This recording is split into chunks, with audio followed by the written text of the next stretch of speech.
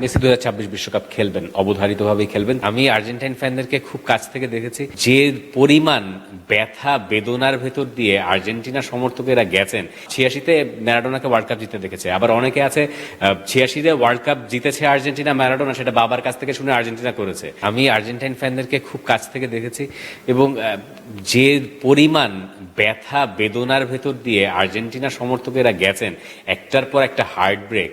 তারপরে Lionel Messi, আপনি এখন চিন্তা করুন তো, আর্জেন্টাইন ফ্যানদের যদি পুরো জীবনটা পার করতে হতো আর লিওনেল মেসির হাতে বিশ্বকাপ না দেখে, ব্যাপারটার মানে গল্পটা কি পরিমাণ মানে নিরামিষ একটা গল্প হইতো। সেই গল্পে কোনো আবেগ নাই, যে গল্পের শেষটা হয়তো একটা বেদনা বিধুর, সম্ভবত ওই ফাইনালে যদি আর্জেন্টিনা না জিততো 18 ডিসেম্বরের ফাইনালটায়। সেই জ্বালা যন্ত্রণা যেটা 14 থেকে তারা ক্যারি করছে, কেউ কেউ আরো আগে থেকে, কেউ কেউ হয়তো এমনও আছে যে 86-তে ম্যারাডোনাকে ওয়ার্ল্ড কাপ জিতে দেখেছে, আবার অনেকে আছে 86-তে ওয়ার্ল্ড কাপ জিতেছে আর্জেন্টিনা, ম্যারাডোনা সেটা বাবার কাছ থেকে শুনে আর্জেন্টিনা করেছে, কিন্তু জীবনে কখনো আর্জেন্টিনাকে কিছু জিততেই দেখে নাই। এই লোকেদের পাওয়া 2022-এ এমন ভাবে পূরণ হয়েছে যে গল্পটা আসলে কেউ বোধহয় মানে আছে না যে সিনেমার পাণ্ডুলিপি লিখতে বসলে একটা জমিয়ে একটা গল্প লিখলাম, এটা বোধহয় এইভাবেও লেখা সম্ভব না, যেভাবে মেসির গল্পটা লেখা হয়েছে একদম স্বয়ং সৃষ্টিকর্তা থেকে।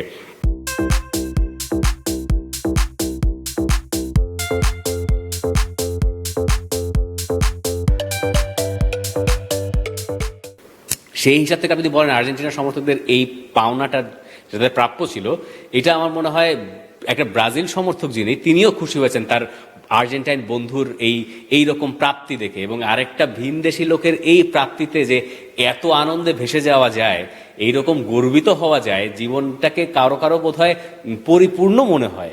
এরকম কিছু তো বোধহয় একমাত্র আর্জেন্টিনা ফ্যান ছাড়া আর কেউ সেটা ফিল করতে পারেন নাই।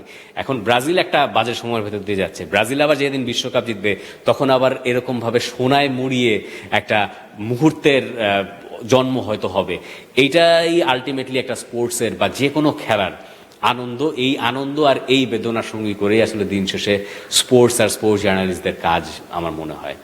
মেসি 2026 বিশ্বকাপ খেলবেন, অবধারিতভাবেই খেলবেন। তিনি যেহেতু রিটায়ারমেন্টে যান নাই 22 বিশ্বকাপের পরে, কোপা আমেরিকা জেতার পরেও তিনি রিটায়ারমেন্টে যান নাই, তিনি পরিষ্কার হয়ে বিশ্বকাপ খেলবেন। বিশ্বকাপে যেহেতু ইউএসএতে না খেলার কোনো কারণ নাই, কিন্তু মেসি স্টার্টিং 11-এর সদস্য হবেন কিনা এটা নির্ধারণ করবেন লিওনেল স্কালোনি, এবং একই সঙ্গে সেটা মেসিরও বোধহয় বিচারের ব্যাপার যে তিনি আসলে ওই ফিটনেসে থাকবেন কিনা। 26 বিশ্বকাপে মেসির ইম্প্যাক্টটা হতে পারে সাবস্টিটিউট হিসেবে নেমে, এবং সেই ইম্প্যাক্টটাই বোধহয় আর্জেন্টিনার জন্য আরো বেশি হেল্পফুল হতে পারে। স্টার্টিং 11-এ মেসি থাকলে যে কোনো দলের জন্য চাপ, অপোনেন্ট যে কোনো দলের জন্য, কিন্তু মেসির ফিটনেস আসলে কেমন থাকছে, এমএলএস এ খেলে বিশ্বকাপে যাওয়ার ধরনটা কেমন হবে, আবার ওই বিশ্বকাপ তো 48 দলের, ফরম্যাটটাও একটু চেঞ্জ আছে। তো এই সব কিছুর বিচার বিবেচনায় মেসির রোলটা হয়তো ডিফারেন্ট হবে, কিন্তু মেসি 2026 বিশ্বকাপ খেলবেন যদি তিনি মানে আনফরচুনেটলি যদি অন্য কোনো ঘটনা না ঘটে, মেসির 26 বিশ্বকাপ খেলার কথা।